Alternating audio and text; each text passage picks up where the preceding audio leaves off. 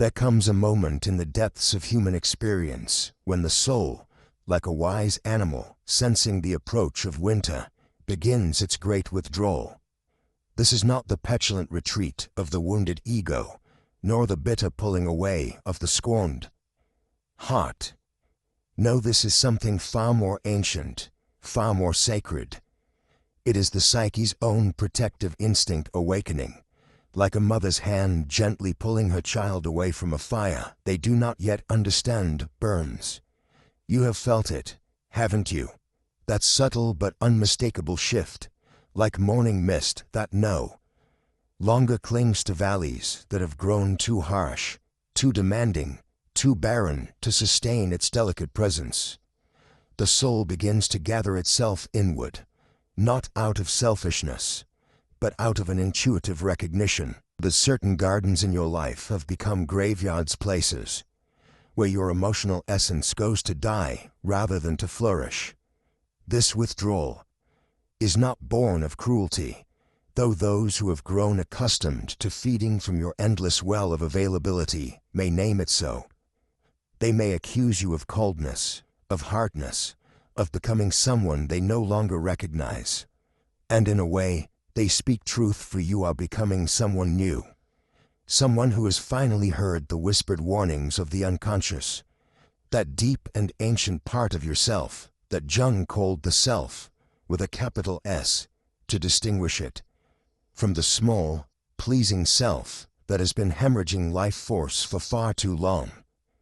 The unconscious speaks in symbols, in dreams, in the strange synchronicities that begin to appear when we are ready to hear what we have been desperately avoiding.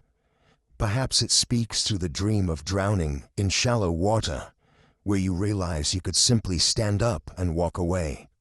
Perhaps it manifests as the recurring image of doors closing, or of bridges burning behind you as you walk toward an uncertain but somehow lighter horizon. The psyche knows before the conscious mind accepts certain relationships have become psychological vampires, creatures that sustain themselves on the very essence meant for your own becoming. These energy vampires are rarely malicious in their intent. They are often those we love most deeply, those whose own wounds create an insatiable hunger for the kind of emotional availability that feels like love but functions more like a transfusion. They are the perpetual victims who require constant rescue, the drama addicts who transform every conversation into a crisis, the emotional black holes whose need is so vast that no amount of giving ever feels like enough. They are paradoxically often the very people who taught us that love means giving until it hurts, and then giving more. Jung understood that the psyche operates according to laws, as immutable as those governing the physical universe. One such law is that energy, emotional energy included, seeks balance. When we give endlessly without receiving, when we pour ourselves out like water into soil that cannot hold or nourish, the unconscious begins its work of restoration. It starts by sending subtle signals: fatigue that sleep cannot cure, a numbness that settles over interactions that once brought joy, an inexplicable dread at the sound of certain names on your phone. But the ego, that part of us that has built its identity around being needed, being helpful, being the one who always shows up, interprets these signals as personal failings. The ego whispers its familiar refrains. You're being selfish. They need you. What kind of person abandons someone in their time of need? The ego cannot distinguish between genuine need and manufactured crisis, between authentic connection and emotional exploitation. It only knows its own deep terror of being rejected, abandoned, deemed unworthy of love. This is where the great withdrawal begins, in the recognition that what we have called love has often been fear wearing the mask of virtue. We begin to see how our compulsive availability has served not love, but our own terror of loneliness, our own desperate need to be needed.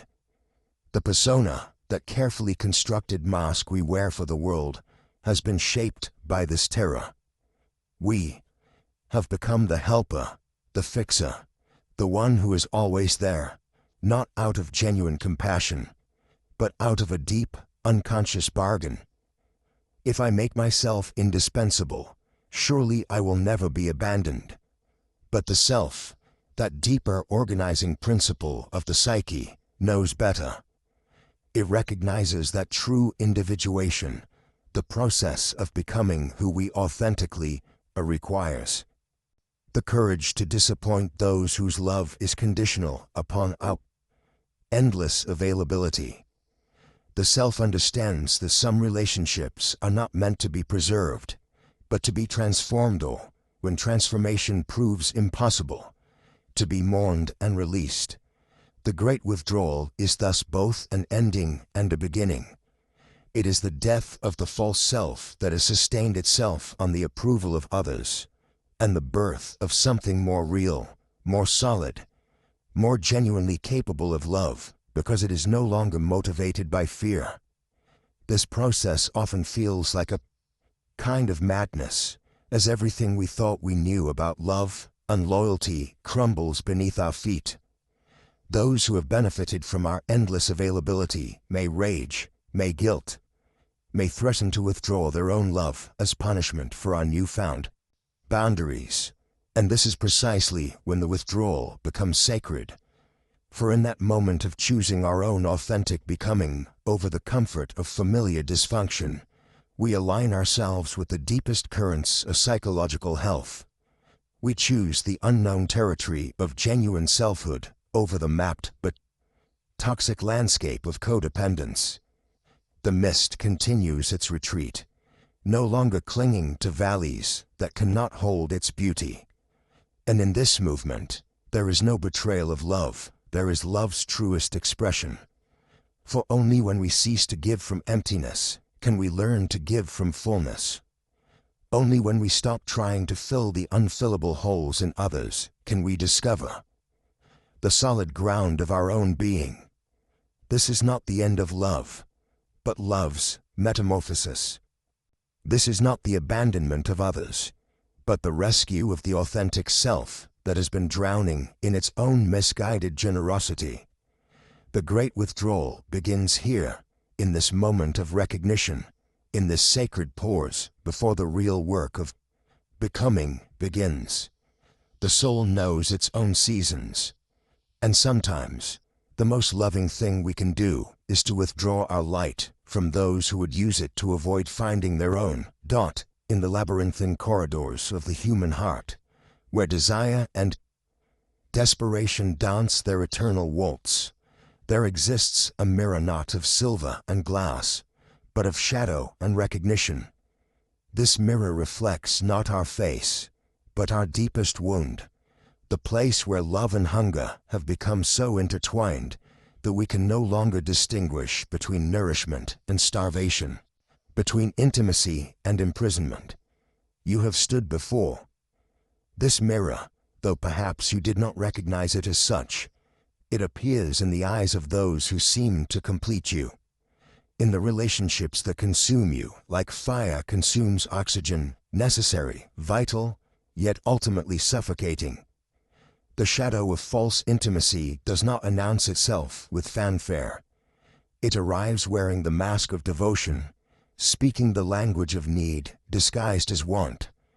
Painting dependency in the tender hues of Carl Jung, spoke of the shadow as that which we refuse to see in ourselves, the aspects of our being that we have cast into the darkness of unconsciousness.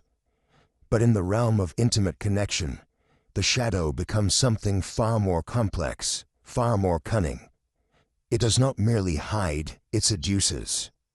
It does not simply deny, it transforms denial into a kind of sacred ritual, a liturgy of mutual consumption that we mistake for communion.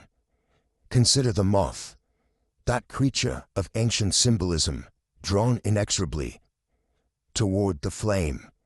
The moth does not understand that its attraction is also its destruction. It knows only the magnetic pull of light, the irresistible call of illumination. In its approach to the flame, the moth believes it is moving toward life, toward beauty, toward the very source of its being. Only in the moment of burning does it realize that what it took for salvation was in truth annihilation. We too are moths in the theater of false intimacy. But we are moths with consciousness, moths capable of recognizing the flame for what it is. And still we approach. Why? Because the flame offers something that the darkness cannot. The illusion of being seen, of being necessary, of existing in the gaze of another with such intensity that we forget, momentarily, the terrifying fact of our essential aloneness. The codependent dance begins not with two people, but with two wounds seeking each other across the vast wasteland of human longing. These wounds speak a common language, the language of incompleteness, of desperate hunger, of the child within who never learned that love could exist without price, without performance, without the constant threat of abandonment. In the shadow of false intimacy, we do not love, we devour. We do not connect, we merge. We do not give, we trade pieces of our soul for the promise that someone, somewhere, will tell us we are enough. But what is this enough that we seek? It is the phantom limb of the psyche, the absent wholeness that we believe exists somewhere, outside ourselves, in the arms of another, in the validation of their need for us. The ego, that master architect of survival, constructs elaborate fortresses of false intimacy to protect us from the one truth that cannot bear, that we came into this world alone. We will leave it alone, and the space between birth and death is ours to fill with meaning, not with the borrowed significance of being indispensable to another's emotional survival. In the realm of codependence, we become addicted not to the person, but to the feeling of being needed. This is the shadow's most brilliant disguise at sea. Convinces us that our compulsion to fix, to heal, to save is evidence of our capacity for love, when in truth it is evidence of our incapacity to face the mirror of our own incompleteness. We position ourselves as the wounded healer, the savior, the one without whom the other cannot survive, and in doing so, we create a closed system of mutual dependence that masquerades as connection but is, in reality, a prison built from the bars of need and locked with the key of fear. The chaos that characterizes these relationships, the emotional storms, the crises that seem to appear with clockwork regularity, the drama that exhausts yet somehow energizes, this chaos serves a profound psychological function. It keeps us distracted from the deeper work of individuation, the terrifying and beautiful process of becoming who we truly are. In the constant emergency of dysfunctional relationship, we have no time to sit with ourselves, no space to hear the quiet voice of our authentic being, no opportunity to face the profound questions that arise only in solitude.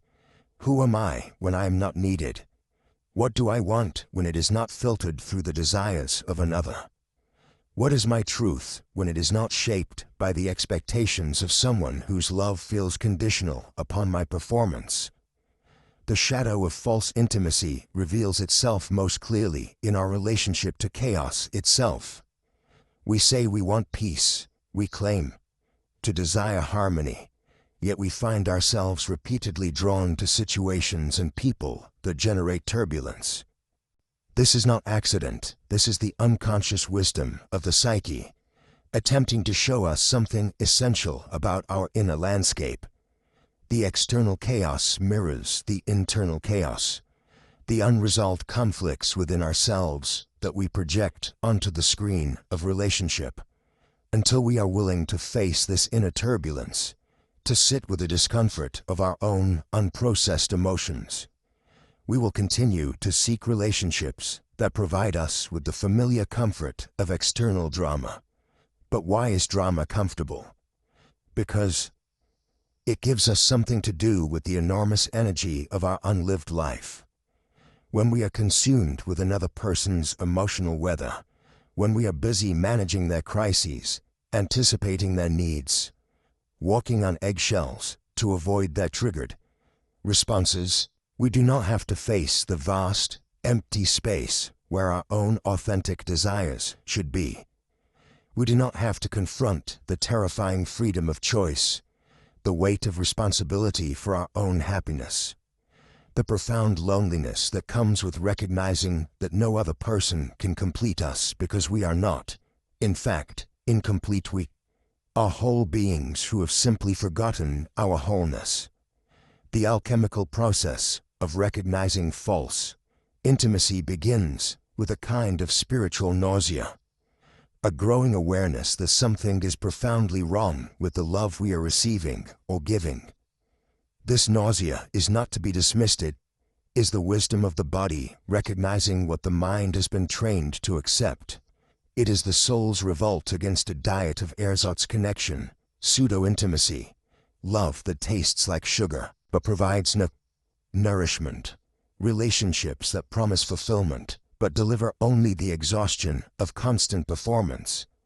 In the depths of this recognition, we encounter one of Jung's most profound insights. In anheidromia, the tendency of things to become their opposite when taken to extremes. The very love we thought we were cultivating reveals itself as a form of mutual imprisonment. The intimacy we believed we had achieved shows itself as an elaborate system of emotional avoidance. The person we thought we could not live without becomes the very person from whom we must learn to live apart.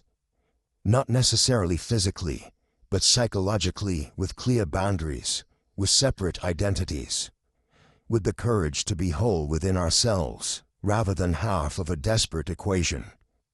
This recognition brings us face to face with solitude. Not the loneliness that drives us toward unhealthy connection, but the fertile solitude that is the birthplace of authentic relationship. In this solitude, we encounter the terrifying beauty of our own company, the profound peace of not needing to manage another person's emotional state in order to feel secure in ourselves. We discover that the love we have been seeking outside ourselves has been present all along, waiting beneath the layers of conditioning, trauma, and the ego's desperate strategies for survival.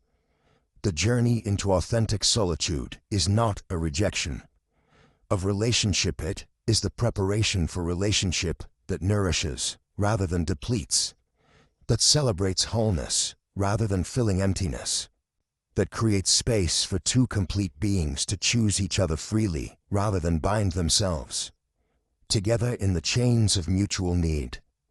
In learning to be alone without being lonely, we develop the capacity to be together without losing ourselves, to love without consuming, to give without emptying ourselves in the process. Yet this path requires us to face what Jung called the terrible loneliness of individuation, the recognition that no other person can do the work of becoming ourselves for us. We must sit with our own pain, process our own trauma, face our own shadows, embrace our own darkness and light. We must learn to comfort ourselves in the night hours when anxiety visits, to celebrate our victories without needing external validation, to make decisions based on our own inner compass rather than the magnetic pull of another's need. In this process, we begin to understand that the addiction to being needed was never about love. It was about power, the power to feel important, to feel worthy, to feel like we had a reason to exist. But true love requires no such validation. True love exists in the space between two sovereign beings who choose to share their wholeness, rather than asking the other to complete their incompleteness. True love celebrates the mystery of the other, rather than seeking to solve them, honors that journey rather than attempting to direct it, offers presence rather than fixing, creates space rather than filling emptiness.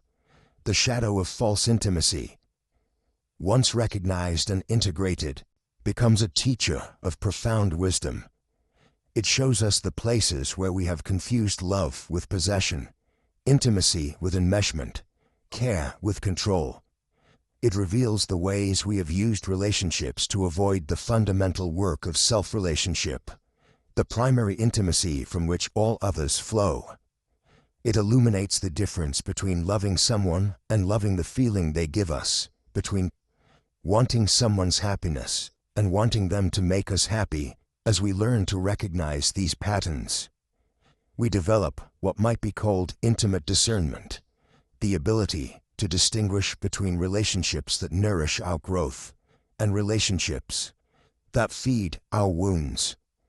We become capable of detecting the subtle signs of energetic vampirism, the ways that certain connections leave us feeling drained rather than renewed, depleted rather than inspired. We learn to trust the wisdom of our bodies, the truth of our energy levels, the honest feedback of our emotional state after time spent with another. This discernment is not about judgment. It is about alignment. It is about recognizing that we have a responsibility to tend the garden of our own emotional well-being, to protect the tender shoots of our growth from those who would consume them in service of their own unprocessed hunger. It is about understanding that saying no to what diminishes us is the same as saying yes to what nourishes us.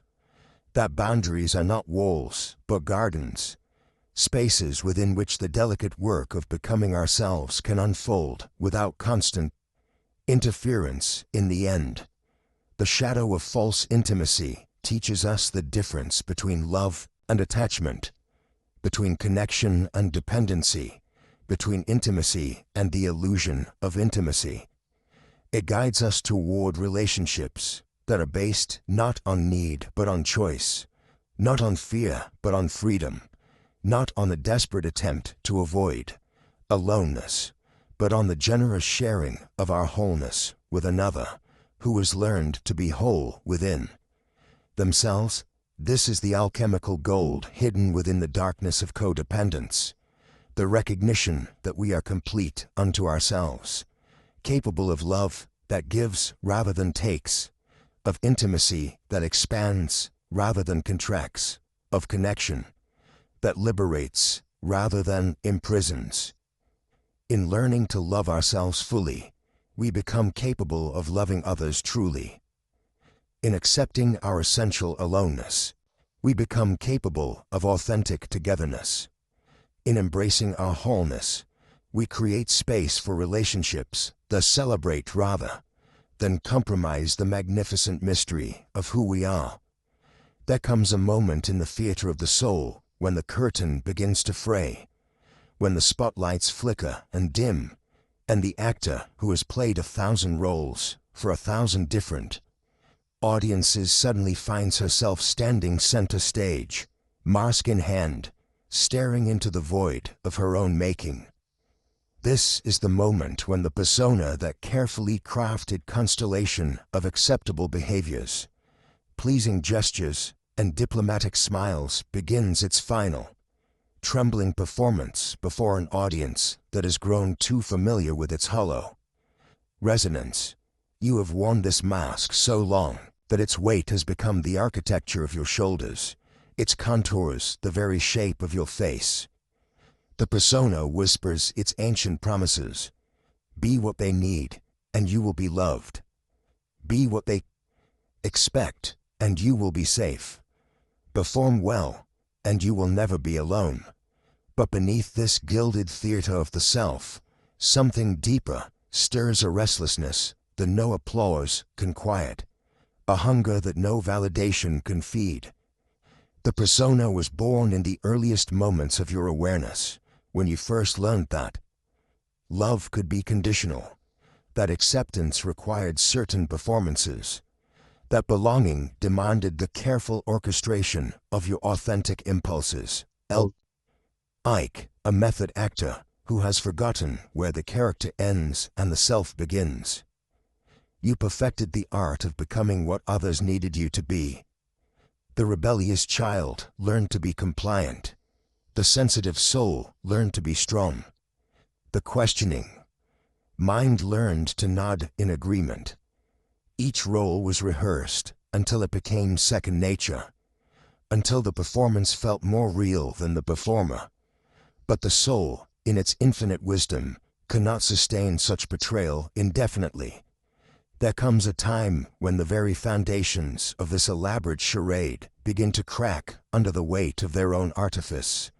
The exhaustion seeps in slowly, at first a weariness that sleep cannot cure, a hollowness that achievement cannot fill, a longing that no external validation can satisfy. You find yourself standing in rooms full of people who claim to know you, yet feeling more alone than if you were wandering through an empty cathedral at midnight. This is the beginning of what Jung understood as the rebellion of the self against the tyranny of the persona. The authentic self, buried beneath layers of learned responses and adaptive behaviors, begins to push against its constraints like a plant growing toward light through concrete. The very mechanisms that once provided safety now feel like shackles. The smile that once came so easily now requires tremendous effort to maintain. The words that once flowed like honey from your lips now taste like ash in your mouth. The personas. Exhaustion manifests in 1,000 subtle ways. You notice yourself hesitating before responding to questions, not because you don't know the answer, but because you've forgotten which version of yourself you're supposed to be in this moment. You catch glimpses of your reflection in unexpected mirrors and feel startled by the stranger, looking back someone who seems both familiar and foreign, like an actor you once knew who disappeared into their role so completely that no one remembers who they were before the theater claimed them. In relationships, this exhaustion becomes particularly acute. You begin to realize that the connections you've cultivated are often with people who love your performance but have never met your soul. They appreciate your availability, your agreeability, your willingness to contort yourself into whatever shape their needs require. But what happens when the contortionist grows wary of bending? What happens when the people pleaser's well of accommodation finally runs dry? The soul's rebellion against the persona often manifests as what others might perceive as sudden coldness, unexpected boundaries, or inexplicable withdrawal. But this is not cruelty, is the authentic self finally demanding its right to exist. When you begin to say no to requests that once would have received an automatic yes. When you find yourself unable to summon enthusiasm for activities that once brought you social approval. When you discover that you can no longer pretend to care about conversations that leave your spirit depleted. This is not selfishness. This is the soul's cry for authenticity. Its desperate attempt to reclaim the territory that has been occupied by the persona for far too long. The most profound realization in this stage of the journey is understanding that emotional unavailability to the wrong people is not a character flaw to be corrected. It is a form of spiritual self-preservation. Your energy, your attention, your emotional investment are not infinite resources to be distributed equally among all who demand them. They are sacred gifts to be offered consciously, deliberately, to those who can receive and honor the authentic self that offers them. This recognition often feels like a death, because in many ways, it is. The self that could be everything to everyone, that could shapeshift to meet every expectation, that could perform its way out of any discomfort. This self is dying. And like all deaths, this one is accompanied by grief. You grieve for the simplicity of the performance, for the security of being needed even if not truly known, for the familiar comfort of self-betrayal that at least promised belonging. But beneath this grief lies something more profound, the first stirrings of genuine self-respect. When you stop performing for those who only applaud your compliance, you create space for connections with those who are drawn to your authenticity. When you withdraw your energy from relationships that require you to be less than you are, you make room for relationships that invite you to be more than you ever imagined possible. The persona's death is not instantaneous, is a gradual unraveling, a slow dissolution of the patterns that once defined your interactions with the world. You find yourself speaking more slowly, thinking before responding, choosing your words not for their effect on others, but for their alignment with your inner truth. The automatic smile becomes less automatic. The reflexive agreement becomes conscious choice. The habitual accommodation becomes deliberate discernment. In this process, you begin to understand that the persona was never entirely forced, was simply incomplete. The kindness was real, but it was offered indiscriminately. The strength was genuine, but it was used to carry burdens that were not yours to bear. The love was authentic, but it was given without regard for reciprocity or recognition. The persona contained elements of your true nature, but they were distorted by the funhouse mirrors of other people's expectations and your own desperate need for acceptance.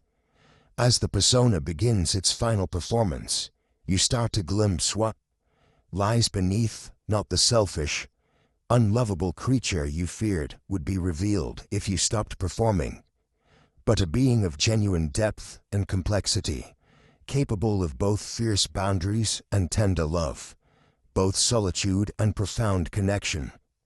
You discover that authenticity is not about being difficult or demanding or unavailable to everyone. It is about being genuinely available to the right people in the right ways at the right times. The exhaustion that once felt like weakness begins to reveal itself as wisdom. Your soul was not being lazy when it grew tired of performance. It was being discriminating. Your heart was not being cruel when it withdrew from relationships that required self-betrayal. Was being protective of something precious. Your spirit was not being selfish when it began to hoard its energy. It was being responsible for the sacred fire that burns within you. This realization brings with it a profound shift in how you move through the world. You begin to understand that your emotional availability is not a public utility to be accessed by anyone who demands it. It is a gift to be offered consciously, a resource to be stewarded wisely, a treasure to be shared only with those who recognize its value. This does not make you cold or withholding. It makes you discerning. The paradox of the persona's death is that in losing the ability to be everything to everyone, you gain the capacity to be fully yourself with those who matter. In withdrawing from relationships that required your constant performance, you create space for connections that celebrate your authentic presence. In becoming unavailable to those who only valued your compliance, you become truly available to those who cherish your complexity.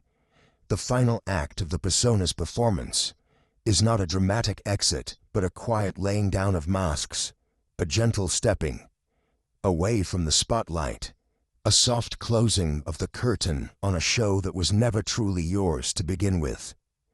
In this moment of release, you realize that the audience you were performing for was often comprised of people who were too busy performing themselves to truly see you anyway.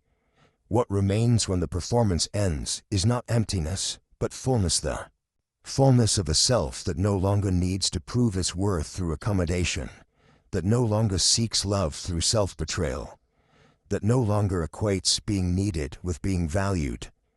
What remains is the possibility of genuine encounter, authentic relationship, and the kind of love that sees you clearly and chooses you anyway. The persona's last performance is not a tragedy, but a liberation, the liberation of the authentic self from the prison of others' expectations, the freedom to be fully present in relationships that honor rather than exploit your capacity for love, the joy of discovering that you are enough, exactly as you are, without the elaborate costumes and careful choreography that once seemed so essential to your survival. In this death of the performing self, something new is born, not a harder, more defended version of who you were, but a clearer, more discerning expression of who you have always been beneath the masks. This is the beginning of what Jung called individuation, the process of becoming who you truly are, rather than who you think you should be. It is the courageous journey from performance to presence, from approval-seeking to authenticity, from the exhausting theater of the persona to the honest cathedral of the soul. There comes a moment in every soul's journey when the noise of the world becomes unbearable, when the constant chatter of others' needs and expectations creates such a cacophony that we can no longer hear our own heartbeat. This is the call of the hermit, not a retreat born of fear, but a sacred descent into the underworld of our own becoming. The lamp we carry is not the borrowed light of others' approval, but the ancient flame of inner knowing that has waited patiently beneath the accumulated debris of who we thought we were supposed to be. In the mythology of transformation, every hero must ascend. Persephone into the realm of Hades, Orpheus into the darkness to retrieve his beloved, Christ into the tomb before resurrection. But what the myths do not tell us, what they whisper only to those who have walked this path, is that sometimes we must descend into the terrifying beauty of our own company. We must become unavailable to the very people who have kept us available to everyone but ourselves. This is not the cold withdrawal of the wounded ego, nursing its injuries in bitter isolation. This is the conscious choice of the awakening soul to step away from the relentless demands of a world that would consume us if we let it. It is the recognition that emotional availability, when it becomes a compulsive giving away of our life force, is not love, but a sophisticated form of self-betrayal. We have confused being needed with being loved, being busy with being alive, being available with being authentic. The descent begins with a simple but revolutionary act. We stop answering every call. We stop rushing to fill every silence. We stop being the solution to everyone else's problems while our own soul withers in neglect. This is not cruelty. This is the fierce compassion of a gardener who knows that some seasons require letting the field lie fallow, so that new life might emerge from the rich darkness of apparent emptiness. In the pregnant darkness of chosen solitude, we meet the aspects of ourselves that have been waiting in the wings of our consciousness, like patient actors who never received their cue to enter the stage. These are the parts of us that were too quiet, too strange, too inconvenient for the roles who were playing in other people's dramas. Here, in the sacred silence of our own making, they finally have space to speak. But oh, how the world protests our withdrawal. The very people who barely noticed us when we were constantly available suddenly discover our immense value the moment we step back.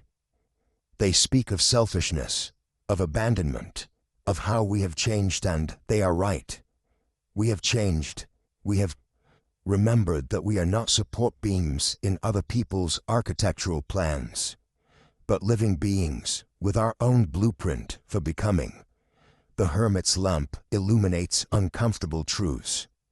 We see how much of our identity was constructed around being indispensable, how we confused martyrdom with meaning, how we gave our power away drop by precious drop until we were running on empty, wondering why we felt so depleted, so resentful, so utterly lost in our own lives. The lamp shows us that what we called love was often a desperate negotiation. I will be what you need if you will tell me I matter. In this descent, we encounter the shadow of our own goodness, the unconscious ways we have used our helpfulness as a weapon, our availability as a form of control. We see how our constant giving was sometimes a way of keeping others in debt to us, how our self-sacrifice was often a sophisticated form of manipulation wrapped in the clothing of virtue. This recognition does not come gently. It arrives like lightning in the darkness, illuminating landscapes of our psyche we never knew existed. But the hermit's journey is not about dwelling in these revelations, like archaeological artifacts of our former selves. It is about allowing them to transform us through the alchemy of conscious suffering. We learn to sit with the discomfort of disappointing others without immediately rushing to fix it. We discover that we can survive the accusations of selfishness, that we can bear the weight of others' disappointment without crumbling under it. In the depths of our self-imposed exile, we begin to understand that emotional unavailability is not the opposite of love, but sometimes its deepest expression. We learn to love ourselves enough to protect our energy, to guard our peace, to say no to what diminishes us so we can say yes to what nourishes us. This is not the ego's self-preservation, but the soul's self-respect, a recognition that we are not renewable resources, but finite beings who must choose wisely where to invest our irreplaceable life force. The pregnant darkness reveals its gifts. Slowly, like a developing photograph in an old dark room, we begin to sense the presence of our unlived life, the dreams that were pushed aside in service of others' urgent needs, the creative impulses that were sacrificed on the altar of being helpful, the wild parts of ourselves that were tamed into socially acceptable compliance. Here, in the fertile void of our choosing, these neglected aspects of our being begin to stir and stretch, preparing for their emergence into the light of our conscious living. The hermit learns that solitude is not loneliness, but the womb of authenticity. In the absence of external validation, we must find our worth in the bedrock of our being, rather than in the shifting sands of others' opinions. We discover that we can be our own companion, our own source of comfort, our own counsel of wisdom. The fear that we are nothing without others needs to fulfill dissolves in the recognition that we are everything we need to be whole. But perhaps the most profound revelation of the hermit's descent is this: the very people we became unavailable to were the ones keeping us from meeting ourselves in the sacred silence of our own becoming. Their constant demands, their crises and emergencies, their emotional storms that we felt compelled to navigate, of this noise was drowning out the quiet voice of our own soul trying to speak to us about what we truly need, what we genuinely want, who we authentically are beneath all the layers of learned helpfulness. The descent continues, deeper and deeper into the rich loam of our neglected inner world. Here, in the darkness that is not empty but full of possibility, full of forgotten dreams, full of the seeds of who we are becoming, we learn to trust the process of our own unfolding. We learn that becoming emotionally unavailable to others can be the doorway to becoming emotionally available to ourselves for the first time in our lives. The hermit's lamp burns steady in the darkness, fueled not by others' gratitude but by our own growing self-knowledge. And in that flickering light, we begin to see the outline of a new way of being, one where our availability is conscious choice rather than compulsive reflex, where our love is offered from fullness rather than emptiness, where our presence in others' lives is a gift rather than a given. This is the beginning of true transformation, born not in the brightness of constant connection but in the fertile darkness of sacred solitude, where the soul finally has space to remember its own song, in the hidden laboratories of the soul, where the great work of transformation takes place beyond the reach of ordinary consciousness. We begin to understand that emotional boundaries are not walls built in anger, but vessels forged in the sacred fire of self-knowledge.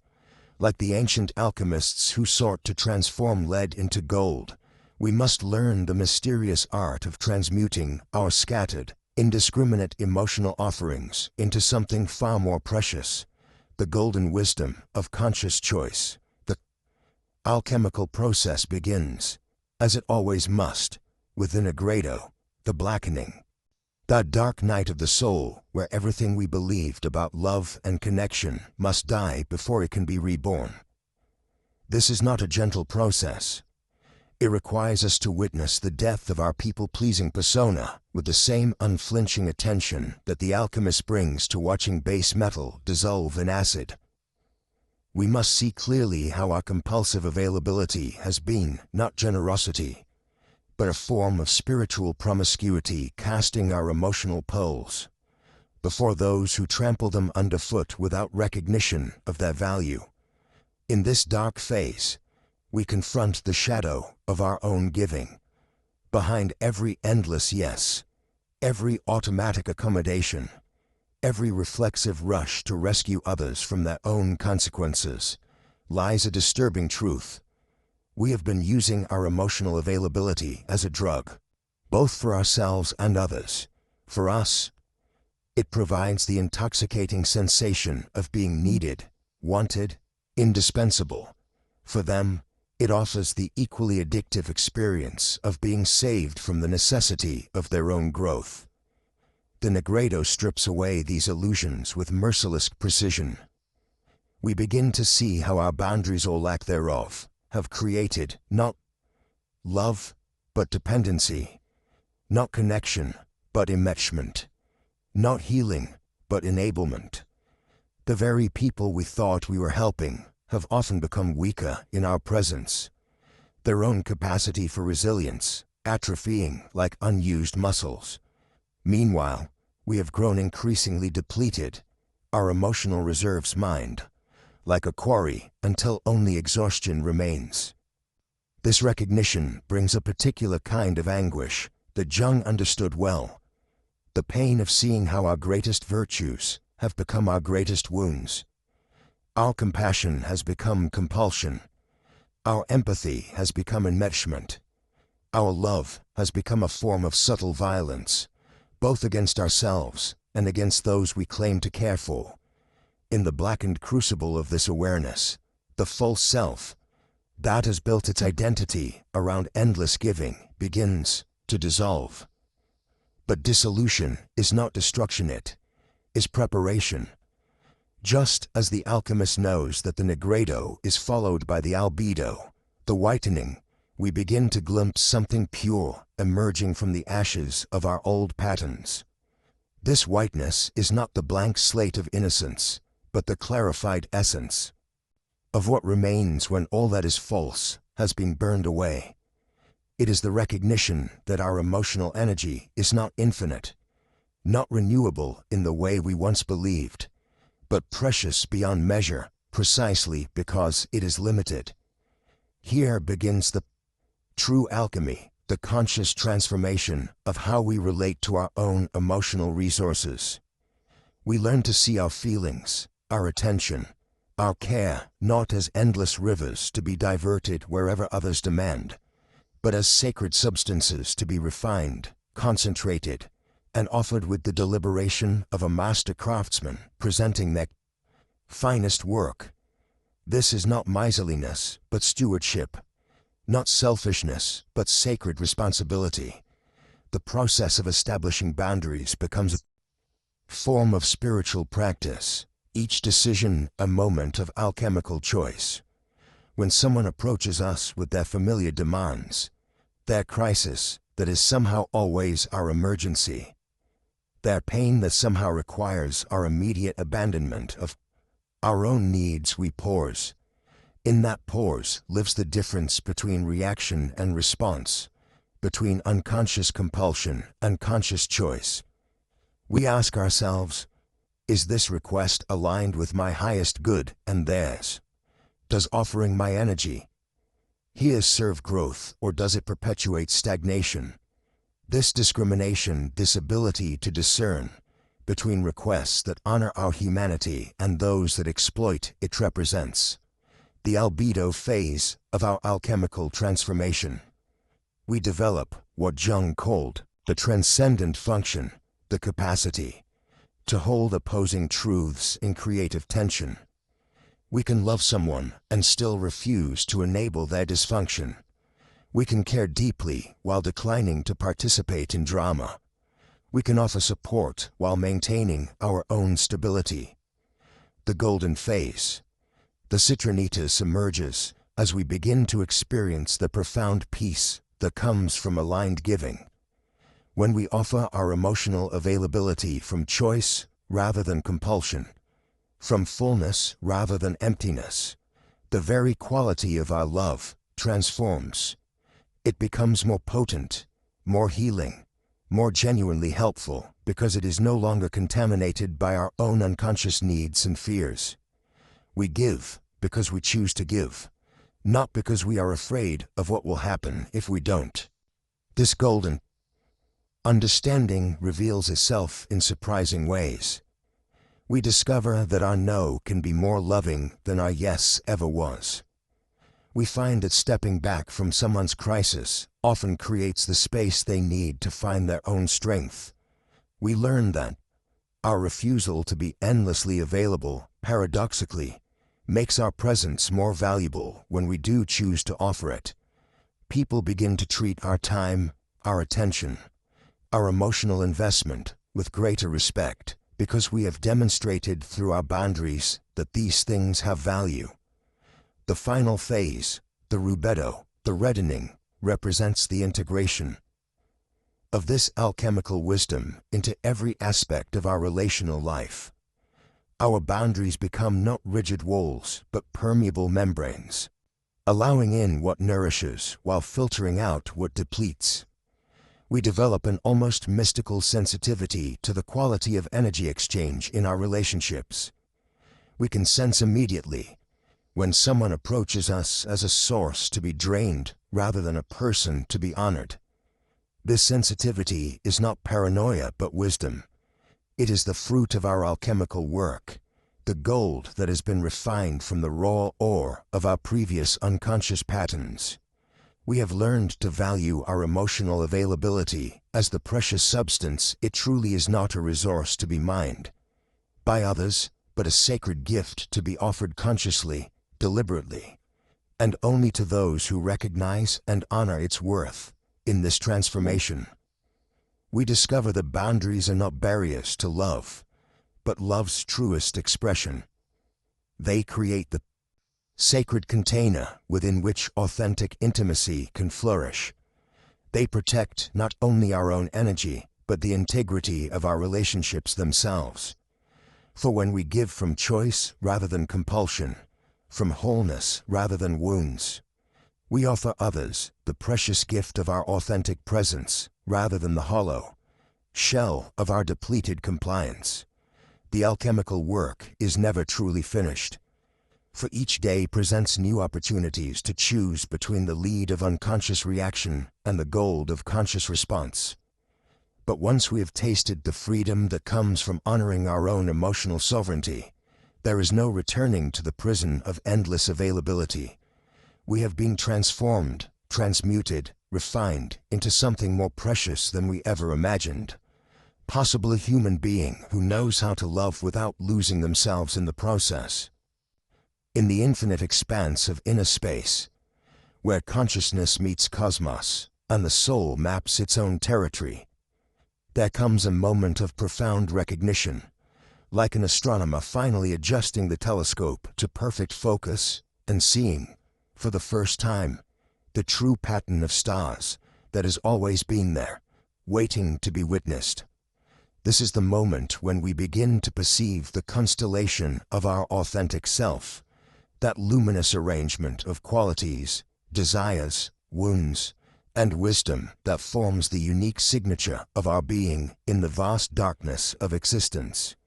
For too long, we have lived under the harsh fluorescent glare of others' expectations, in cities of relationship where the light pollution of their projections, their needs, their unconscious demands has washed out the subtle brilliance of our own stellar nature. We have forgotten that we are not merely points of light reflecting someone else's sun, but entire galaxies unto ourselves, complete with our own gravitational pull, our own orbital patterns, our own capacity to generate the light by which others might navigate that journey through the darkness. The discovery of our constellation requires what the ancient astronomers knew well, that to see the stars in their full glory, one must first embrace the darkness. This is the sacred paradox of emotional unavailability. What appears to others as withdrawal, as coldness, as the absence of connection, is actually the profound presence of discernment. It is the soul's instinctive wisdom creating the necessary conditions for authentic self-recognition, pulling back from the blinding proximity of enmeshment to find the optimal distance from which to perceive the truth of what we are. In this darkness, this chosen solitude that others may label as avoidance, we begin to distinguish between the light that is ours and the light that we have borrowed, reflected, or manufactured to please the observers in our orbit. We start to recognize which relationships have been asking us to dim our natural luminosity, to rearrange our constellation into patterns more familiar, more comfortable, more manageable for those who lacked the capacity to appreciate the wild geometry of our authentic self. Jung understood that individuation, the process of becoming who we truly are, requires a kind of cosmic loneliness, a willingness to drift in the dark matter between planets of connection until we find our own center of gravity. This is not the loneliness of abandonment, but the solitude of discovery, the essential aloneness that allows us to hear the subtle frequencies of our own soul's transmission across the vast distances of consciousness. In this space of sacred unavailability, we begin to understand that some people were never meant to witness our full radiance. This recognition arrives not as cruelty, but as cosmic laws, natural and necessary as the fact that some planets can support life while others cannot. That some stars burn bright enough to nurture growth while others exist in configurations that make intimacy impossible. We realize that our luminosity is not diminished by the inability of others to perceive it. Rather, their limitation reveals the specificity of our light, the particular wavelength at which we broadcast our truth. The grief that accompanies this recognition is profound and necessary.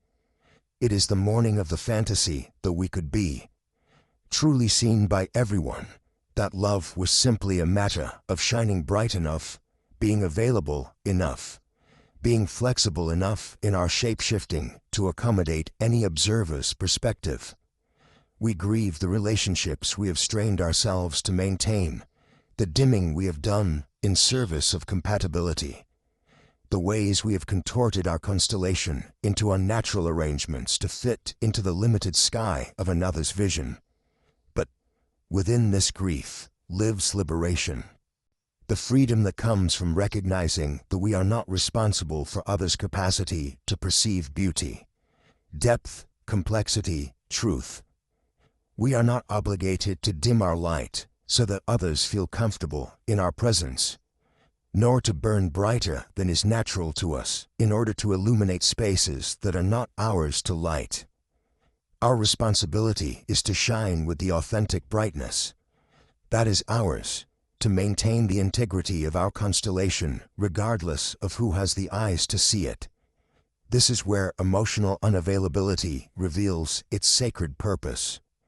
What appears to be withdrawal from relationship is actually the development of what we might call luminous boundaries, the capacity to radiate our truth, while remaining unattached to others' reception of it. We learn to distinguish between intimacy and intrusion, between connection and consumption, between being seen and being studied like a specimen under the harsh light of another's projections. The constellation of the self is not fixed, it is a living mandala, constantly shifting as we integrate new experiences, heal old wounds, develop neglected aspects of our being. Some stars in our personal sky grow brighter as we give them attention and expression. Others fade as we release patterns that no longer serve our evolution. Some new lights appear as we uncover capacities we never knew we possessed, while others migrate to different positions as our priorities and values realign with our deepening self-knowledge. In this process of cosmic self-mapping, we begin to recognize our own gravitational pull, the subtle but powerful force by which we attract experiences, people, opportunities that resonate with our authentic frequency. We understand that the relationships which have felt effortless, which have allowed us to be fully ourselves without performance or pretense, are those that exist in natural alignment with our soul's trajectory. These are the connections that feel like coming home to ourselves, rather than traveling to a foreign country where we must learn a different language to be understood. Conversely, we begin to identify the relationships that have felt like swimming upstream, where we have had to work constantly to maintain connection, where our natural expression has been met with resistance, confusion, or the demand that we explain or justify our way of being. These are not necessarily bad relationships, but they are relationships that exist outside our constellation's natural field of influence, connections that require us to fundamentally alter our orbit to maintain proximity. The recognition of alignment and misalignment brings its own form of sacred astronomy. We learn to read the signs, the ease or struggle of authentic expression, the degree of mutual recognition, the quality of energy exchange, the presence or absence of that mysterious resonance that Jung called the transcendent function, bridge between conscious and unconscious that allows true meeting between souls. We develop an intuitive understanding of which relationships nourish our growth and which require us to abandon aspects of ourselves to maintain connection. This is not about judgment, it is about discernment. Just as certain plants thrive in desert conditions while others require rainforest humidity, different souls flourish in different relational climates. Our work is not to make ourselves compatible with every environment, but to recognize the conditions that allow our authentic nature to flourish and to have the courage to seek out those conditions, even when it means disappointing others who have grown accustomed to a version of us that required constant self-compromise. The liberation that comes from this recognition is profound. We realize that we have been living as if we were responsible for maintaining every relationship, as if our worth depended on our ability to be universally appreciated, as if our light was somehow deficient when it failed to illuminate spaces that were never meant for our particular wavelength. We begin to understand that the universe is vast enough for every soul to find its proper constellation, its natural family of stars, its destined orbit in the great dance of existence. In this understanding, emotional unavailability transforms from a defensive strategy into a form of spiritual ecology. We become unavailable to relationships that require us to pollute our authentic expression, to dim our natural radiance, to alter our essential nature in order to maintain connection. We become selectively available to those rare souls who can appreciate the full spectrum of our light, who celebrate, rather than fear, our complexity, who offer their own authentic luminosity rather than asking us to provide all the illumination. This selective availability is not elitism, is stewardship. It is the recognition that our energy, our attention, our emotional availability are finite. Resources that must be tended with the same care a gardener gives to precious seeds. We cannot afford to scatter ourselves indiscriminately across relationships that do not provide the proper soil for growth. We must choose carefully where we invest our life force, ensuring that our giving serves the highest possibility for mutual flourishing rather than merely feeding another's unprocessed hunger. The constellation of the self reveals itself most clearly in the quality of our solitude, when we are alone with our authentic nature, when we are not performing for any audience or adjusting ourselves to meet external expectations. Do we feel complete? Do we experience ourselves as interesting, as worthy of our own attention, as capable of generating meaning and beauty from our own inner resources?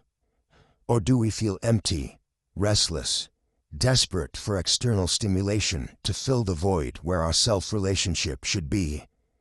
True emotional availability, the kind that nourishes rather than depletes, can only flow from the wellspring of authentic state when we have learned to appreciate our own constellation, to find fascination in our own patterns of light and shadow, to be genuinely interested in our own evolution. Then we have something real to offer in relationship. We can give from fullness rather than emptiness, from choice rather than compulsion, from love rather than the desperate attempt to prove our worth through service to another's needs. The people who are meant to witness our full luminosity will recognize us not through our efforts to be seen, but through the quality of our presence when we are being genuinely ourselves. They will be drawn to our light not because we are shining for them, but because our authentic radiance resonates with something deep in their own stellar nature. These connections feel less like conquest and more like recognition, less like work and more like homecoming, less like performance and more like the natural expression of our essential being. In the vast cosmos of consciousness, where billions of souls orbit in their unique patterns of meaning-making and love-seeking, we each carry within us a constellation that has never existed before and will never exist again. Our particular arrangement of light and shadow, strength and vulnerability, wisdom and wonder is a gift to the universe, but only when we have the courage to let it shine in its natural configuration rather than reshaping it to fit into someone else's limited sky. The journey to recognizing our constellation is simultaneously a journey into solitude and a journey toward authentic connection. As we learn to appreciate our own stellar nature, we develop the capacity to recognize and celebrate the authentic constellations of others. We become capable of the kind of love that honors rather than seeks to change, that appreciates rather than seeks to improve, that celebrates the magnificent diversity of ways that consciousness can arrange itself into patterns of beauty and meaning. This is the ultimate gift of emotional unavailability, transformed into conscious choice, the recognition that we are not here to be everything to everyone, but to be authentically ourselves for those who have the eyes to see and the heart to appreciate the particular frequency of light that we bring to the darkness. In claiming our constellation, we give others permission to claim theirs. In honoring our own trajectory, we create space for others to follow their authentic path.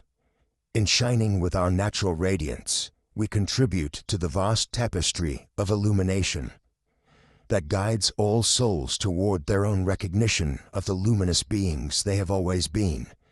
In the mysterious alchemy of the soul, there comes a moment when love itself undergoes a profound transformation, not into its shadow of hatred, but into something far more complex and sacred. the fierce protection of one's own becoming. This is what Jung called enantiodromia, the principle by which any psychic extreme will, given time and pressure, transform into its opposite. But in the realm of love, this reversal is not destruction, it is evolution, the metamorphosis of love from unconscious self-sacrifice into conscious self-preservation.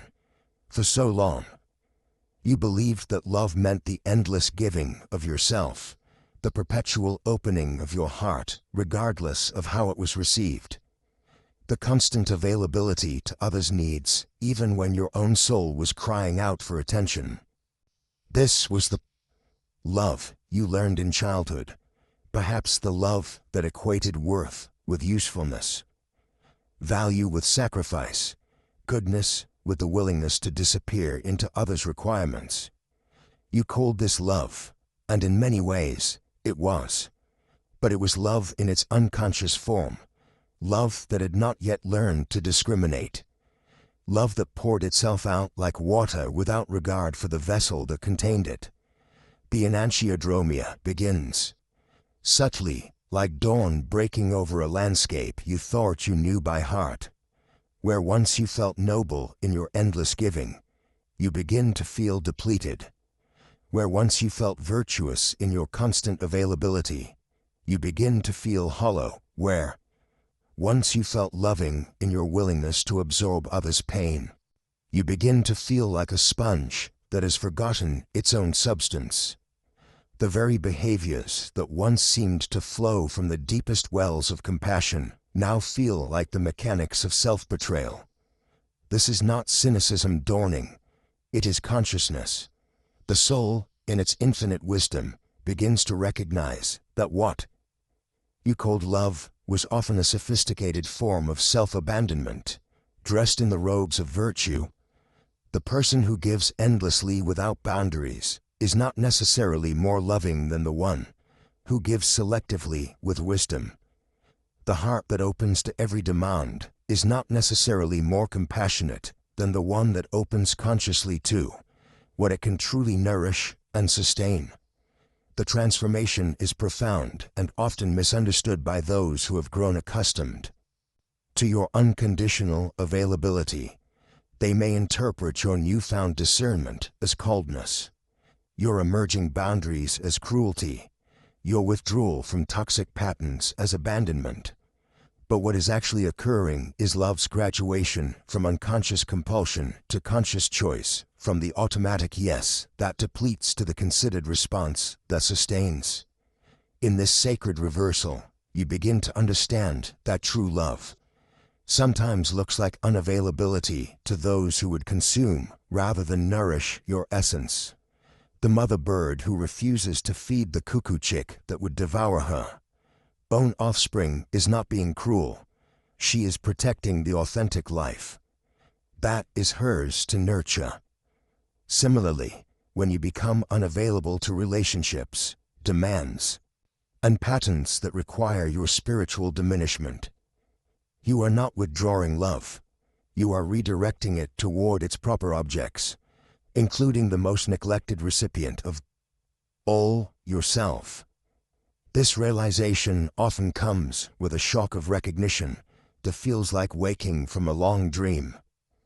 You see clearly, perhaps for the first time, how much of what you called love was actually fear of abandonment, fear of rejection, fear of being seen as selfish or uncaring. The endless giving was not always an expression of abundance. Often a desperate attempt to purchase acceptance through self-depletion.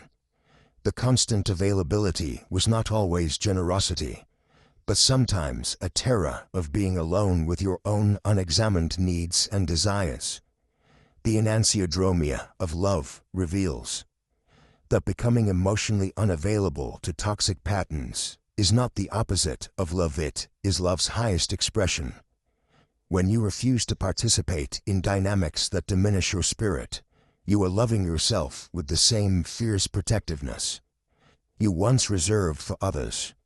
When you withdraw your energy from relationships that thrive on your self-sacrifice, you are creating space for connections that celebrate your wholeness, rather than exploit your wounds. This transformation is particularly challenging because it requires you to redefine love itself. The love that says yes to everything is not more pure than the love that says no to what is harmful.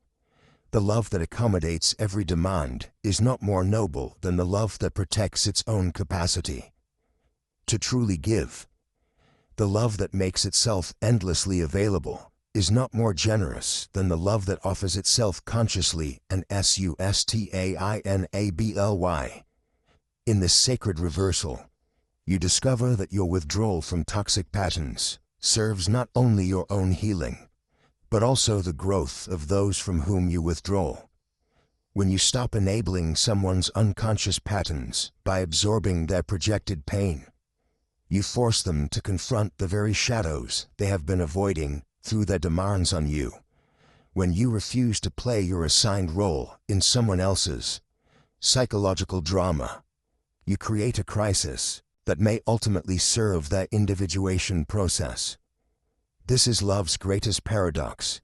Sometimes the most loving thing you can do for someone is to stop loving them in the way they expect and start loving them in the way they need, which may mean loving them from a distance, loving them through boundaries, loving them by refusing to participate in the patterns that keep both of you trapped in unconscious cycles of mutual depletion.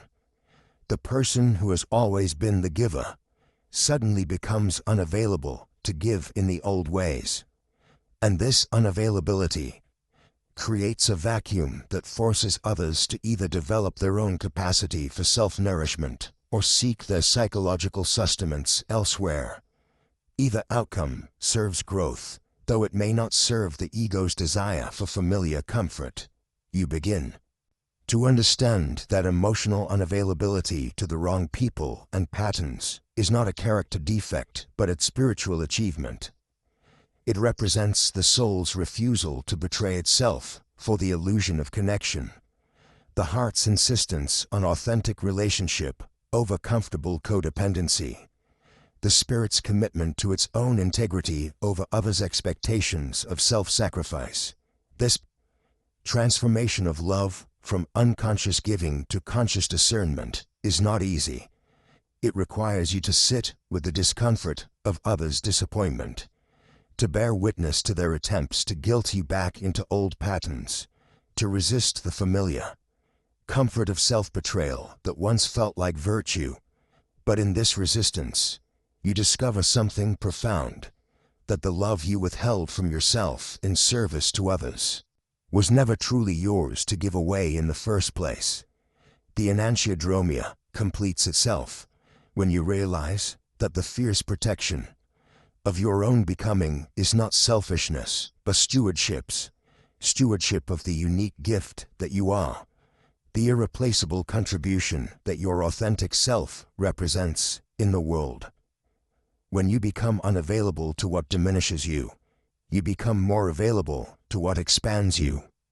When you withdraw from relationships that require your spiritual depth, you create space for connections that celebrate your spiritual life. In this sacred reversal, love does not disappear, it transforms from unconscious compulsion into conscious choice, from automatic accommodation into deliberate discernment, from self-abandoning service into self-honoring generosity. This is love's graduation ceremony, the moment when it stops being something that happens to you and becomes something you consciously choose to embody and express. The person who emerges from this transformation is not less loving, but more precisely loving, not less generous, but more wisely generous, not less available, but more consciously available to what truly deserves the sacred gift of their presence. This is the enantiodromia of love, its transformation from unconscious self-sacrifice into conscious self-honoring, from indiscriminate giving into discerning generosity, from the love that depletes into the love that sustains both giver and receiver in their mutual journey toward wholeness. There is a sacred moment in the butterflies becoming when the caterpillar must surrender everything it has ever known about itself, wrapped in the silken walls of its own making. It enters a phase the science calls hesalocracy, the systematic dissolution of its former structure. What appears from the outside as mere waiting is actually the most radical transformation possible. The complete liquefaction of one form of being to birth another. And so it is with us, when we finally wrap ourselves in the protective chrysalis of healthy indifference. This is not the brittle armor of the wounded heart that has been broken too many times. This is not the cold shoulder turned in anger, or the bitter withdrawal of the disappointed soul. This is something far more mysterious and infinitely more powerful, the warm detachment of the wise. The sacred art of not caring, that springs from having cared too much, too deeply, too completely, until caring became a compulsion that devoured our very essence in the chrysalis of indifference. We undergo a dissolution that terrifies the ego but delights the soul.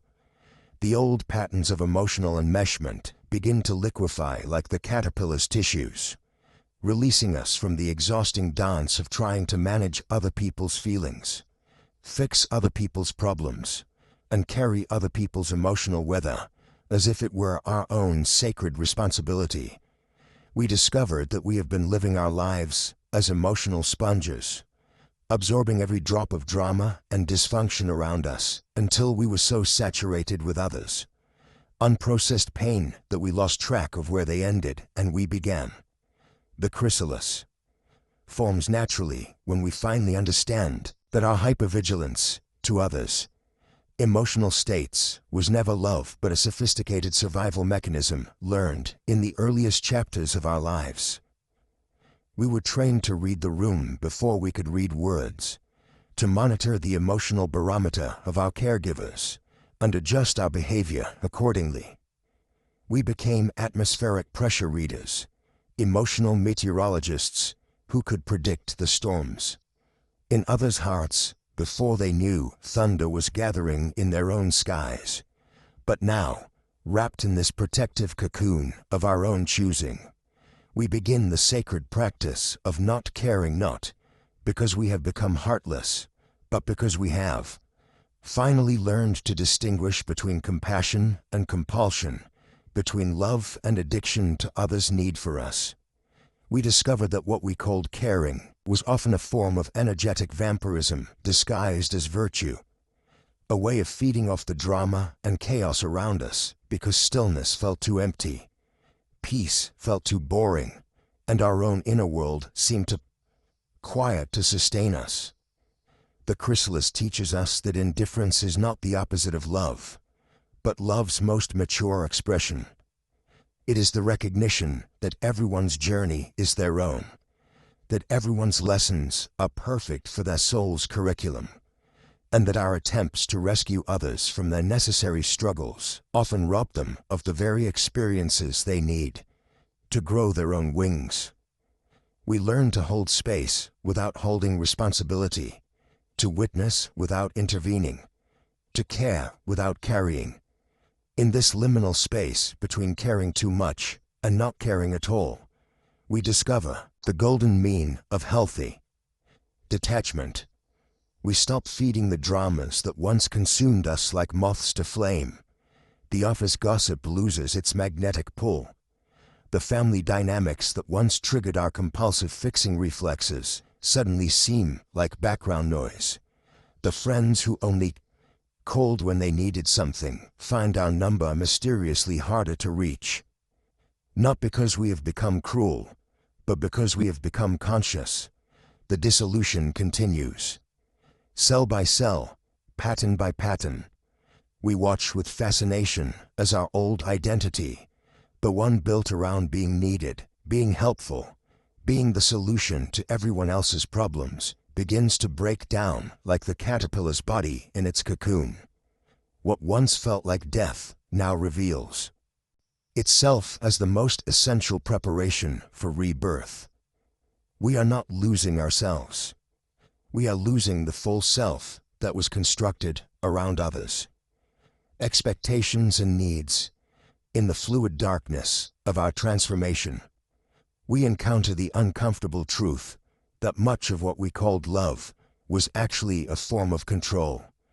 We gave and helped and fixed and solved, not from pure altruism, but from the unconscious desire to be seen as good, to be valued as indispensable, to ensure that others would need us enough to stay.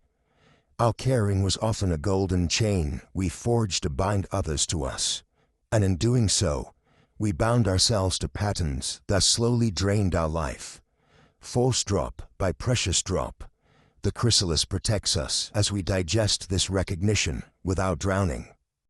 In shame, we learn to forgive our former selves for the ways we used love as a drug, relationships as a distraction from our own inner emptiness, and service as a sophisticated form of self-abandonment. We see how the wounded child within us, confused being needed with being loved, being busy with being alive, being involved in every crisis with being important. But here, in the sacred gestation of indifference, something miraculous begins to stir as we stop feeding the dramas around us, as we withdraw our now investment from the chaos that once felt like home. We discover reserves of energy we never knew we possessed. The life force that was scattered across a dozen different crises suddenly gathers itself back into our own center. We feel fuller, more present, more authentically ourselves than we have in years. The warm detachment of the wise is not apathy but clarity. It is the recognition that everyone is exactly where they need to be for their soul's evolution, even when it doesn't look like it from the outside. We learn to trust the intelligence of other people's journeys, to believe in their capacity to solve their own problems, to honor their right to learn their lessons without our interference. This is no abandonment, but the deepest form of respect, the acknowledgement that others are whole, capable beings who don't need us to save them from their own lives. In the chrysalis, we practice saying sacred phrases that once would have felt impossible. That sounds challenging. I trust you'll figure it out. I'm not available for that conversation. I have other plans. These words feel foreign on our tongues at first, like learning a new language, the language of healthy boundaries, of self-preservation, of love that doesn't consume itself in service to others. The dissolution is nearly complete now. The old structures of codependency and emotional enmeshment have liquefied, creating the primordial soup from which our authentic self will emerge. We rest in the darkness, trusting the process we cannot control, surrendering to the wisdom of our own becoming. The world outside may interpret our chrysalis as coldness, our healthy indifference as cruelty, our withdrawal as abandonment. But we know better. We know that this is not the end of love, but its transformation into something far more sustainable, far more authentic, far more true. Soon, when the time is right, we will emerge with wings that are our own, not borrowed from others' approval, not sustained by others' need for us, but grown from the very substance of our redeemed solitude. We will fly not because others need us to, but because it is our nature to soar. At the liminal space between who we were and who we are becoming stands a figure, both ancient and eternally present, the guardian at the threshold.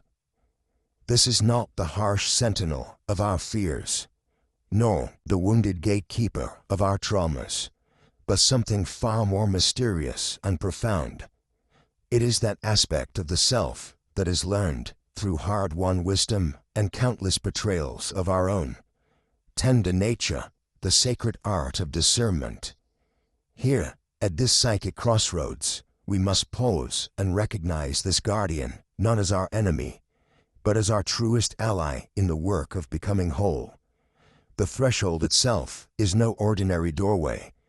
It marks the boundary between the territory of our old emotional patterns, that familiar landscape, where we scattered our energy like seeds thrown carelessly on barren ground, than the virgin soil of our emerging authenticity, where every gesture, every offering of ourselves must be made with conscious intention. To cross this threshold is to leave behind the person who said yes to preserve peace, and to step into the identity of one who says no to preserve truth. The guardian that emerges at this crossing point is not born of hardness, but of a love so deep, so protective of what is sacred within us, that it cannot bear to see our essence trampled by those who mistake our poles for common stones. This guardian has witnessed the countless times we offered our hearts to those who treated them as conveniences, our vulnerability to those who weaponized it against us, our compassion to those who mistook it for weakness to be exploited.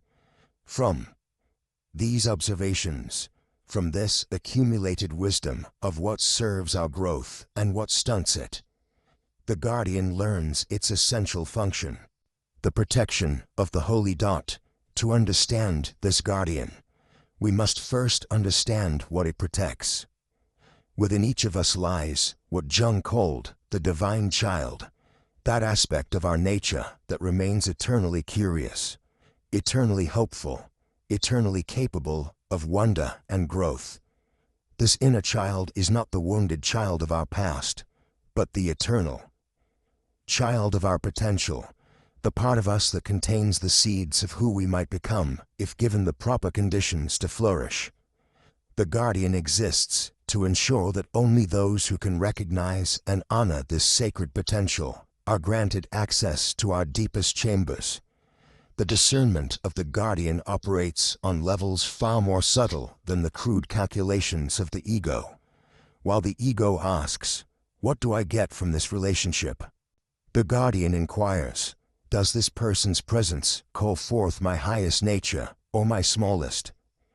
The ego concerns itself with immediate gratification, with the dopamine hit of being wanted and needed.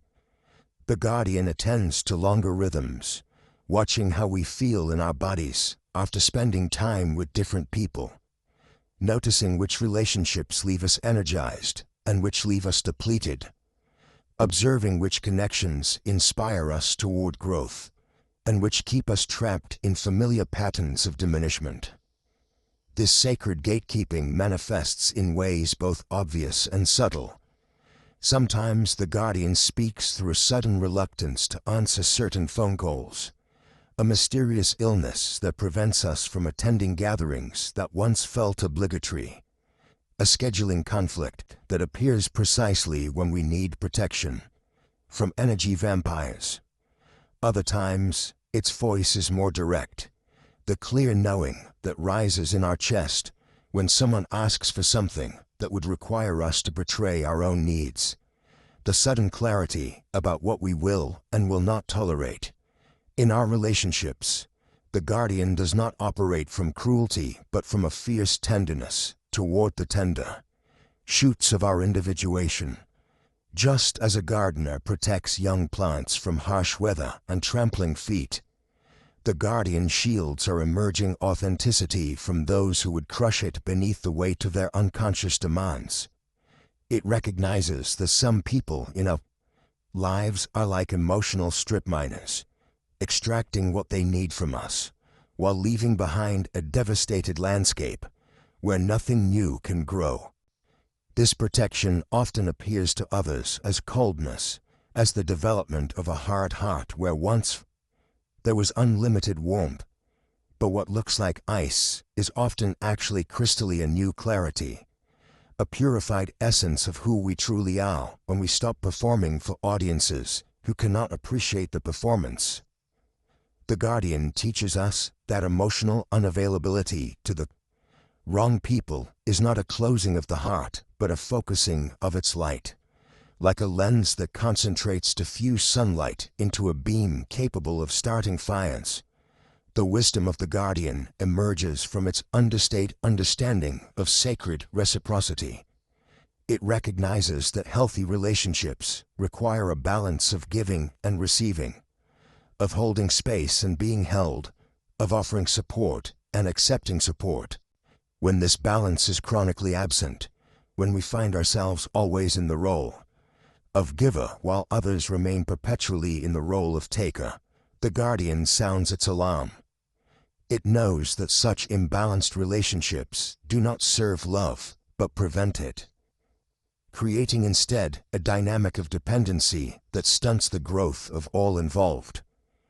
But perhaps the guardian's greatest gift is its ability to recognize kindred rare souls who approach us not as a resource to be consumed, but as a mystery to be honored.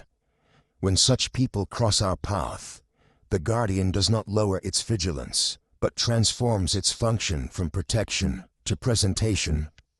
It creates the sacred space within which authentic meeting can occur, where we can offer our true selves without fear of exploitation or misunderstanding.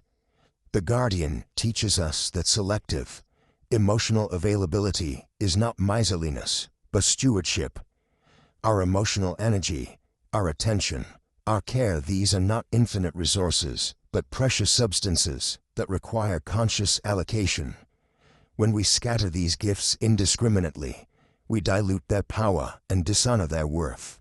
When we offer them consciously, deliberately, to those who can receive them with gratitude and reciprocate with their own authentic presence, they become transformative forces capable of healing and growth. This sacred gatekeeping also protects others from our unconscious patterns. When we maintain relationships out of guilt, obligation, or fear rather than genuine choice, we inevitably bring resentment, passive aggression, and inauthenticity into the dynamic. The guardian's discernment spares others from the toxic gift of our reluctant presence, our martyred availability, our unconscious need to be needed. In choosing to be emotionally unavailable to those with whom we cannot engage authentically, we gift them with the opportunity to find relationships that serve their highest good as well. Standing with the guardian at this threshold, we begin to understand that protection and love are not opposites, but partners in the sacred work of creating conditions where authentic relationship can flourish. The guardian does not keep us from love, it keeps us available for love's truest expressions. It does not make us cold, it preserves our warmth for those who can appreciate and return it. It does not close our hearts, it helps us open them.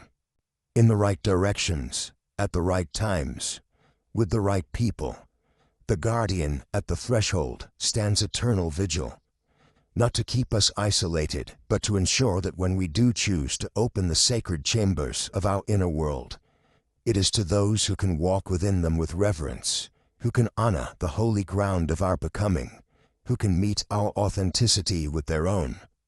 In learning to trust this guardian, we learn to trust ourselves. In honoring its wisdom, we honor the preciousness of our own becoming. In the cathedral of consciousness, where souls meet across the vast expanse of human now investment from the chaos that once felt like home, we discover reserves of energy we never knew we possessed. The life force that was scattered across a dozen different crises suddenly gathers itself back into our own center. We feel fuller, more present, more authentically ourselves than we have in years. The warm detachment of the wise is not apathy but clarity. It is the recognition that everyone is exactly where they need to be for their soul's evolution, even when it doesn't look like it from the outside. We learn to trust the intelligence of other people's journeys, to believe in their capacity to solve their own problems, to honor their right to learn their lessons without our interference.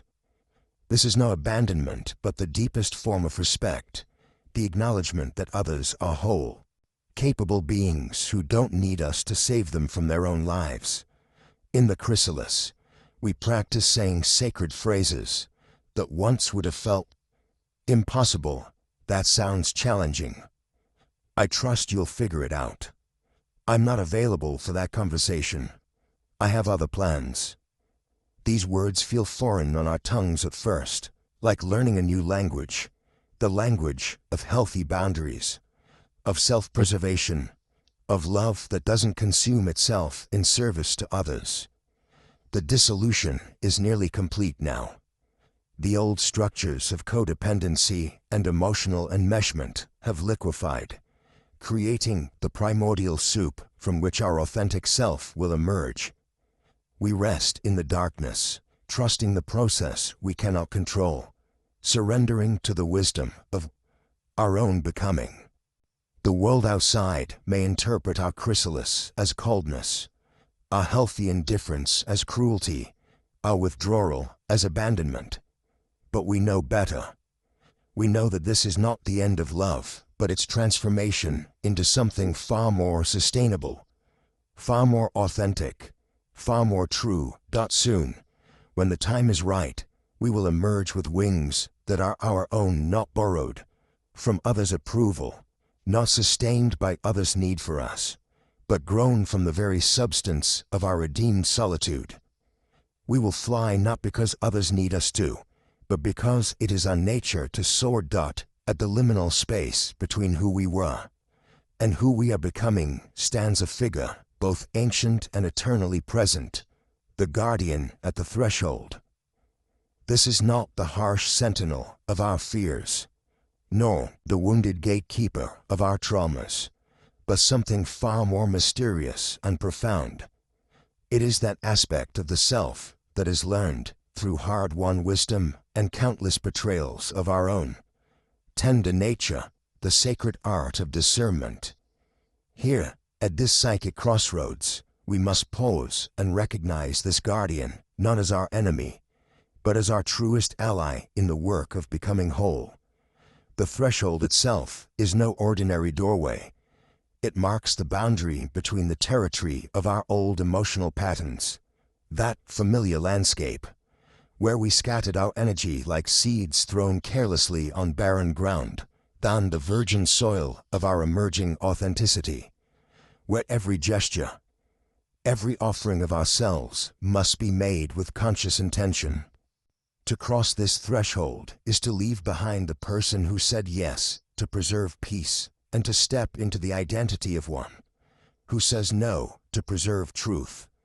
The guardian that emerges at this crossing point is not born of hardness, but of a love so deep, so protective of what is sacred within us, that it cannot bear to see our essence trampled by those who mistake our poles for common stones.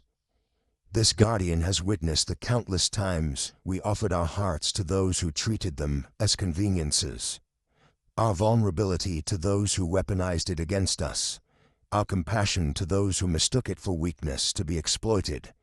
From these observations, from this accumulated wisdom of what serves our growth and what stunts it, the guardian learns its essential function, the protection of the holy dot. To understand this guardian, we must first understand what it protects. Within each of us lies what Jung called the divine child, that aspect of our nature that remains eternally curious, eternally hopeful, eternally capable of wonder and growth. This inner child is not the wounded child of our past, but the eternal child of our potential, the part of us that contains the seeds of who we might become if given the proper conditions to flourish. The guardian exists to ensure that only those who can recognize and honor this sacred potential are granted access to our deepest chambers. The discernment of the guardian operates on levels far more subtle than the crude calculations of the ego. While the ego asks, "What do I get from this relationship?" the guardian inquires, "Does this person's presence call forth my highest nature or my smallest?" The ego concerns itself with immediate gratification, with the dopamine hit of being wanted and needed.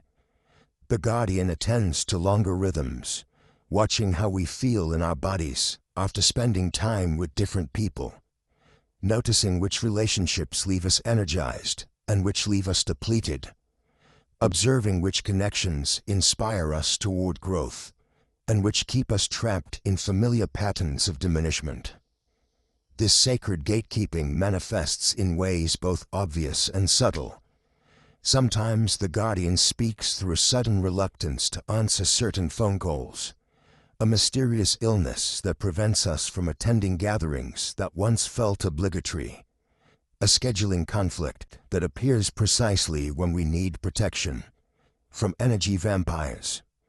Other times, its voice is more direct, the clear knowing that rises in our chest when someone asks for something that would require us to betray our own needs, the sudden clarity about what we will and will not tolerate.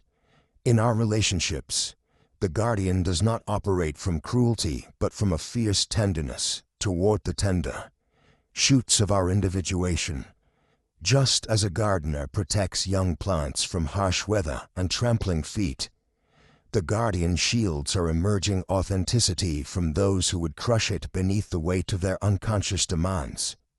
It recognizes that some people in our lives are like emotional strip miners, extracting what they need from us, while leaving behind a devastated landscape where nothing new can grow.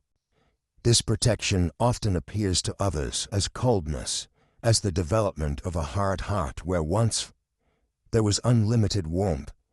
But what looks like ice is often actually crystalline new clarity, a purified essence of who we truly are when we stop performing for audiences who cannot appreciate the performance.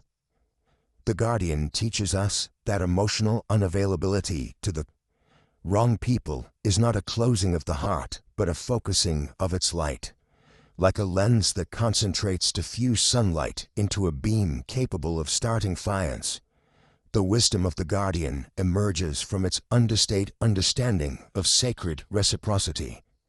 It recognizes that healthy relationships require a balance of giving and receiving, of holding space and being held, of offering support and accepting support.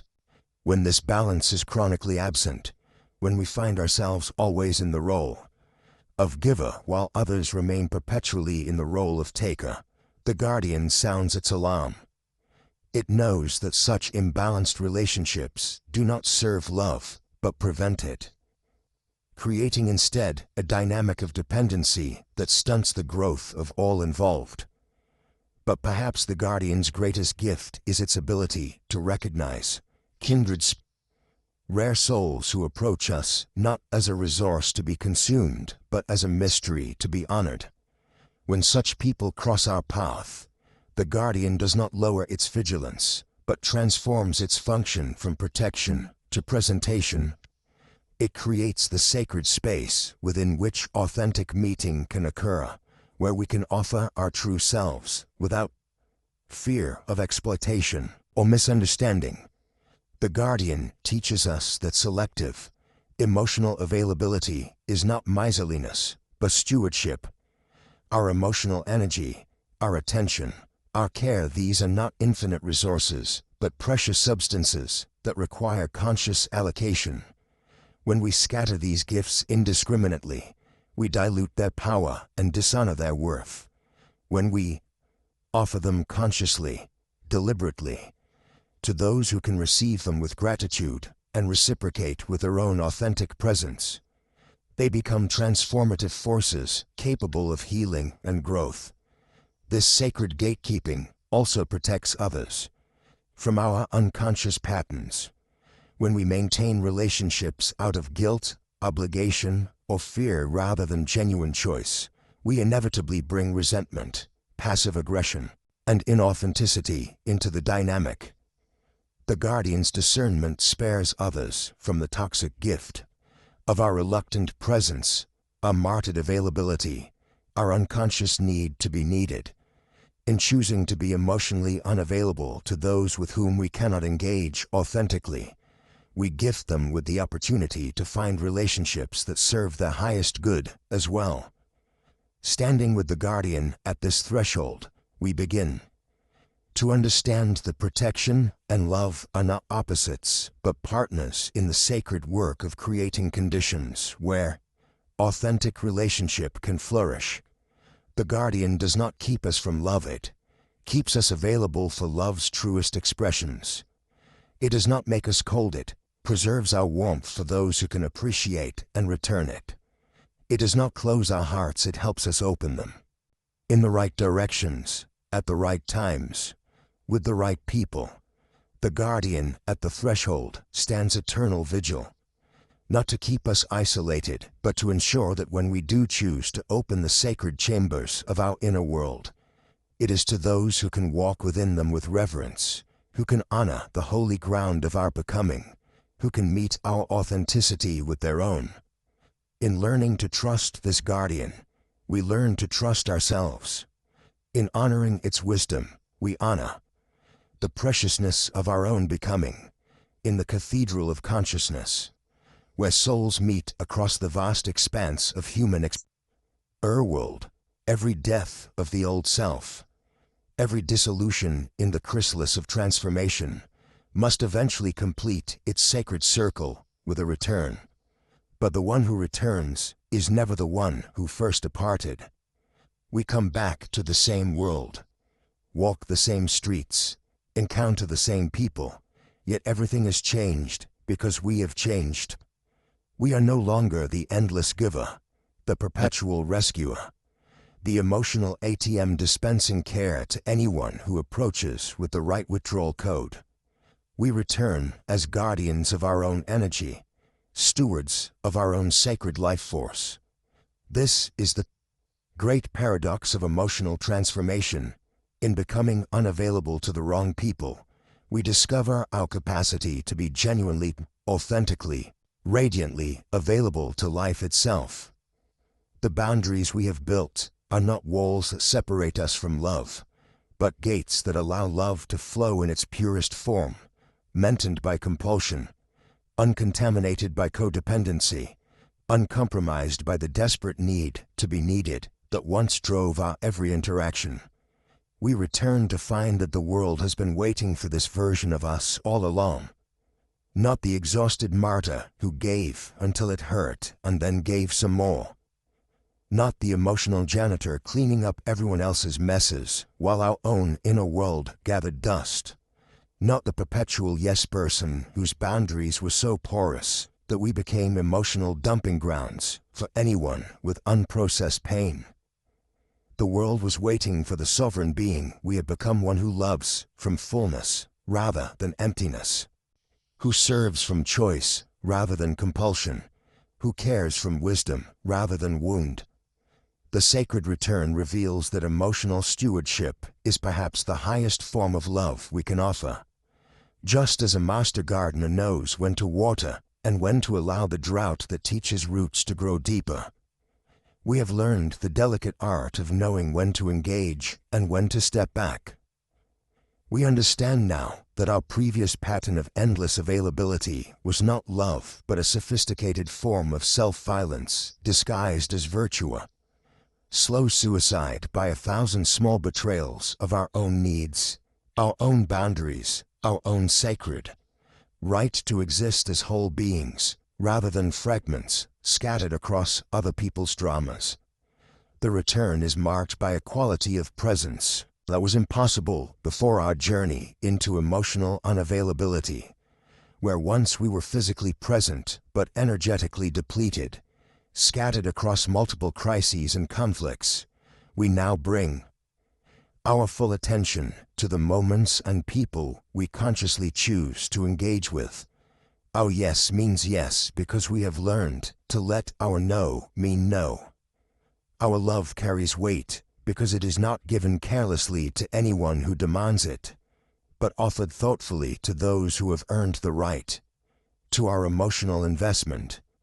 We find ourselves surrounded by different people now. The energy vampires who once fed so easily at the banquet of our boundaryless generosity have moved on to easier prey. The drama addicts who thrived on our compulsive need to fix and solve and rescue have found other enablers for their chaos.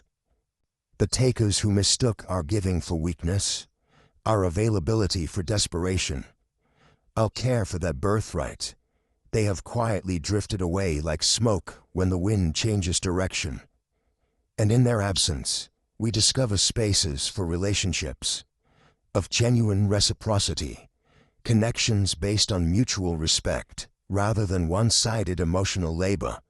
The sacred return teaches us that love without boundaries is not love at all, but a counterfeit emotion masquerading as the real thing. True love honors the sovereignty of all involved.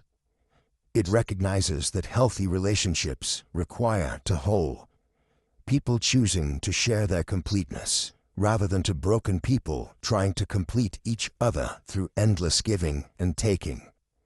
We have learned that our previous pattern of boundaryless giving was often a form of manipulation disguised as jitnawasitya, way of creating emotional debt that we could later collect through guilt, obligation, and the subtle tyranny of the endless giver. Now we love differently. We love with discernment. We love with intention. We love with the understanding that our emotional energy is not a renewable resource to be squandered on anyone who asks, but a precious gift to be offered consciously to those who treasure it. We have learned the difference between being loving and being a love object, between being caring and being a caretaker, between being supportive and being a support system that others lean on until we collapse under the weight of their unprocessed needs. The world we return to tests our transformation daily. Old patterns call to us like sirens, promising the familiar comfort of losing ourselves in others' problems, rather than facing the sometimes uncomfortable reality of our own lives. Former versions of people who knew us as the endless giver attempt to guilt us back into our old role, speaking of how we've changed, how we are not as caring as we used to be, how they miss the person who was always available for their emergencies. And we smile with the wisdom of one who has died and been reborn, knowing that they are right, we are not the same person. And this is not a loss, but the greatest victory possible. We have returned with gifts for the world, but these gifts are different now. Instead of our depleted, scattered energy offered to anyone who asks, we bring the focused beam of our conscious attention to the people and projects that align with our authentic purpose. Instead of solving everyone's problems, we model what it looks like to solve our own. Instead of rescuing others from their necessary struggles, we demonstrate the dignity that comes from facing our own challenges with courage and grace. The sacred return reveals that emotional unavailability was never the destination, but the bridge, the necessary passage between the compulsive giving that was slowly killing us and the conscious loving that now gives our life meaning. We understand now that our journey into the depths of our own solitude, our seasons in the chrysalis of indifference, our practice of healthy withdrawal were all preparations for this moment of conscious re-engagement with the world that we return.